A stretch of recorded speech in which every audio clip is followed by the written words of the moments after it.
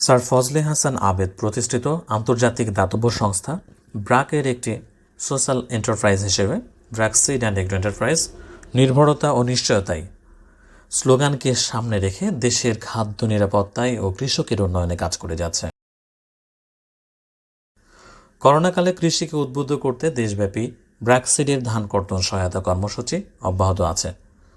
সংশ্লিষ্ট বিক্রয় কর্মকর্তার সার্বিক ব্যবস্থাপনায় আয়োজিত সহায়তা কর্মসূচিতে ব্র্যাক সিডের ঊর্ধ্বতন কর্মকর্তা, আঞ্চলিক বিক্রয় ব্যবস্থাপক, টেকনিক্যাল অ্যাসিস্ট্যান্ট, স্থানীয় ডিলার, রিটেলার ও আমন্ত্রিত অতিথি হিসেবে গণপ্রজাতন্ত্রী বাংলাদেশ সরকারের কৃষি সম্প্রসারণ বিভাগের সংশ্লিষ্ট উপজেলায় কর্মরত উপজেলা কৃষি কর্মকর্তা, কৃষি সম্প্রসারণ কর্মকর্তা, উপসহকারী উদ্ভিদ সংরক্ষণ কর্মকর্তা, ব্লকের দায়িত্বরত উপসহকারী কৃষি কর্মকর্তা প্লট পরিদর্শন শেষে অনুভূতি ব্যক্ত করে স্থানীয় কৃষকদের অনুপ্রাণিত করছেন।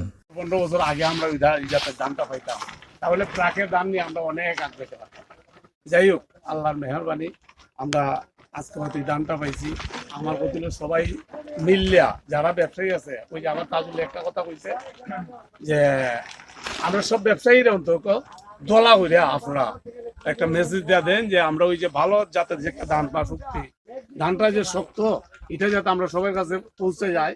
আর পৌঁছে গেলে পরে আমরা যদি সবাই চেষ্টা করি, ইনশাল্লাহ আগামীতে অন্তত এটা আমরা মাঠ করতে ভালো বেচা কিনে বা ভালো ফসল আমরা করে নিতে পারবো। এই বলে আমি আমার সংক্ষিপ্ত বক্তব্য শেষ করছি। আসসালামু আলাইকুম। আমরা সবাই এক কথায় বলতে গেলে যে শিলাবৃষ্টি সহনশীল জাত। শিলাবৃষ্টি সহনশীল জাত, এটা কিভাবে বুঝলেন যে এটা শিলাবৃষ্টি সহনশীল? এই তো বিগত কিছুদিন আগে ধানের উপর দিয়ে অনেক বড় জোরু হাওয়া বয়ে গেছে এবং শিলাবৃষ্টিতে অনেক ক্ষতি হয়ে গেছে, মানে একদম সবকিছু লন্ডভন্ড করে দিয়েছিল, সব ভেঙে ফেলেছিল। আচ্ছা, তারপরেও আল্লাহ পাকের দয়ায়, আল্লাহ পাকের অশেষ মেহেরবানি, এখন তো দেখা যাচ্ছে যে ধানের অবস্থা খুবই ভালো এবং ধান দেখে বোঝাই যায় না যে এটাতে শিলাবৃষ্টিতে কোনো সময় আঘাত হানছিল। তো এখন মনে করেন আর ধানটা যে শিলাবৃষ্টি সহনশীল জাত আমার মনে হচ্ছে, এরকমটা আমি বললাম। এটা দেখা যাচ্ছে যে এখন ধানগুলো মোটামুটি পেকে গেছে, অনেক ভালোই পেকে গেছে, কিন্তু তারপরেও ধানটাকে মানে টান দিয়া ছুটানো যাচ্ছে না বা বাড়ি দিয়েও ঝরানো যাচ্ছে না এত সহজে। এতে আমি মনে করলাম বা এতে বোঝা যায়, পরিষ্কার প্রমাণিত হয় যে উনি ধানটা আসলে শিলাবৃষ্টি সহনশীল জাত। আচ্ছা, আপনার এই মাঠে তো শিলাবৃষ্টি আরো অন্যান্য ক্ষেতেও হয়েছে, হ্যাঁ, ওই ক্ষেতগুলোর কি অবস্থা? ওই এই শক্তি 3-এর তুলনায় এগুলা অনেক মানে ক্ষতির সম্মুখীন এগুলা। আচ্ছা, তো এই পর্যন্ত শক্তি 3ও কাটছি ধান, আর অন্যগুলোও কাটছি। এগুলোর ক্ষেত্রে দেখা যাচ্ছে যে কানি প্রতি 28 শতকে কানি প্রতি প্রায় 5-7 মন ধান ব্যবধান হচ্ছে। শক্তি 3 5-7 মন বেশি হচ্ছে অন্যটার তুলনায়। আচ্ছা আচ্ছা, তো আপনি কি ফলনে খুশি? তো হ্যাঁ, আলহামদুলিল্লাহ আমি খুব খুশি। আল্লাহ পাকের অশেষ মেহেরবানি, আল্লাহর কাছে শুকরিয়া আদায় করি আলহামদুলিল্লাহ। আচ্ছা, তো আপনি কি অন্যদেরকে, আপনার আশেপাশের কৃষক যারা আছে তাদেরকে এটার ব্যাপারে বলবেন, এই জাতের ব্যাপারে? হ্যাঁ, অবশ্যই আমি চাই আমার মতো আরো 2-4-5 জন কৃষি ভাই বা কৃষক ভাই বা হাজার হাজার কৃষক ভাই যারা আছে সবাই এই ধান চাষ করে সবাই উপকৃত হোক, আমি এটাই চাই। কারণ কৃষক যারা আছে সবাই একে অপরের ভাই ভাই, সবাই ভাই ভাই।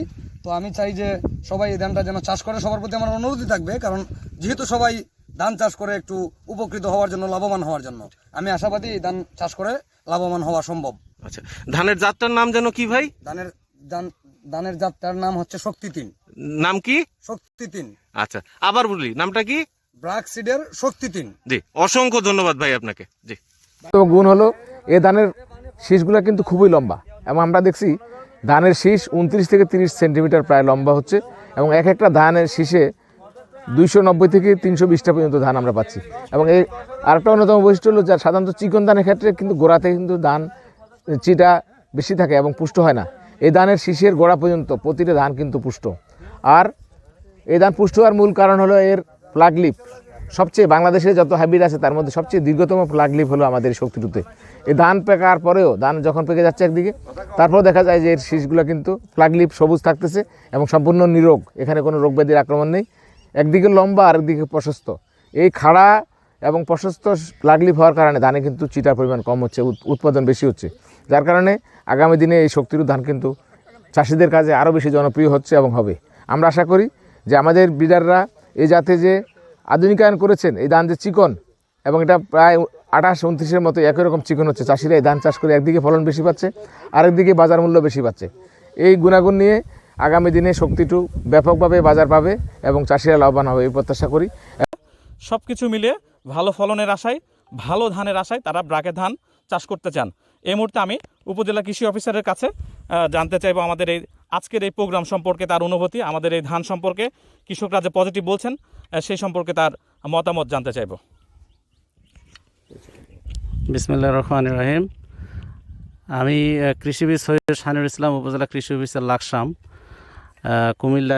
আমরা এখানে এসেছি আমাদের লাকসাম পূর্ব ইউনিয়নের নরপাটি ব্লকে একজন কৃষক ভাই এখানে আমাদের ব্রাক সিড এগ্রো এন্টারপ্রাইজ এর সহযোগিতায় উনি শক্তি 2 এই হাইব্রিড চাষ করছেন এবং তারই ধান কর্তন সহায়তা কর্মসূচি এখানে অনুষ্ঠিত হচ্ছে। এনজিও প্রতিষ্ঠান বা অন্যান্য সাহিত্য প্রতিষ্ঠান বা গবেষণা প্রতিষ্ঠান সবাই সম্মিলিতভাবে আমরা সম্প্রসারণের কাজ করছি এবং আমরা সবাই মিলে একটি কৃষিতে একটি বিপ্লব ঘটাবো এবং বিশেষ করে ধান উৎপাদনে আমরা যে অর্জনে সারা বিশ্বে রয়েছি সেই অর্জনটা আরও এটাকে ধরে রাখবো এবং সবারই সক্রিয় সহযোগিতায় আমরা এগিয়ে যাব সে আশাবাদ ব্যক্ত করতেছি এবং সবার এই করোনার মুহূর্তে আল্লাহ তাআলা যেন আমাদেরকে সবাইকে সুস্থ রাখে সে আশাবাদ ব্যক্ত করে সবার এই সহযোগিতার জন্য ধন্যবাদ জানিয়ে আমি শেষ করছি। ধন্যবাদ। একটা বিষয় যদি আমরা একটু দেখতে চাই যে আমাদের এই ধানটা আপনি খেয়াল করে দেখেছেন বা আমরা সবাই পর্যবেক্ষণ করে দেখেছি যে 28-এর চেয়েও কিন্তু চিকন এবং লম্বা জাত, তাই তো এই কারণে ফার্মাররা বলছেন তারা দামটাও ভালো পাচ্ছেন।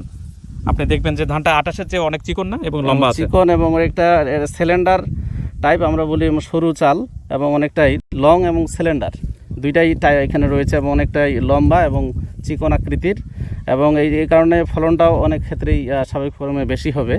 তো এটা খুবই ভালো একটা জাত আমার কাছে মনে হচ্ছে। এটাকে আরও এবং ফলনটা আজকে আমরা পাবো, এটা পেলে যদি সেই ফলনটা আশানুরূপ, আমি আশা করতেছি আশানুরূপ হবে এবং আশানুরূপ হলে এটাকে আশানুরূপভাবে আরও বেশি এটা সম্প্রসারিত হবে। আমরা তাহলে দেখলাম যে আমাদের হাইব্রিড ধানে আমরা 28-এর মতো ধান পাচ্ছি, ফলন অনেক বেশি পাচ্ছি। শক্তি 2 ব্রাকের হাইব্রিড। আমি মোহাম্মদ আনোয়ারুল্লাহ মজুমদার, আমি সাধারণ একজন কৃষক। আমি এইবারে ব্রাকের হাইব্রিড ধান করি, খুব উপকৃত হয়েছি, ভালো ফসল পাইছি। আমার সাথে আরও 50-60 জন লোকে করছে, সবাই ভালো ফসল পাইছে, সবাই খুশি। ভবিষ্যতে আমরা ইনশাল্লাহ ব্রাক ধান করব। আমাদের জন্য ভালো বীজ দেওয়ার জন্য আমরা ঊর্ধ্বতন কর্তৃপক্ষকে অনুরোধ জানাচ্ছি। আসসালামু আলাইকুম।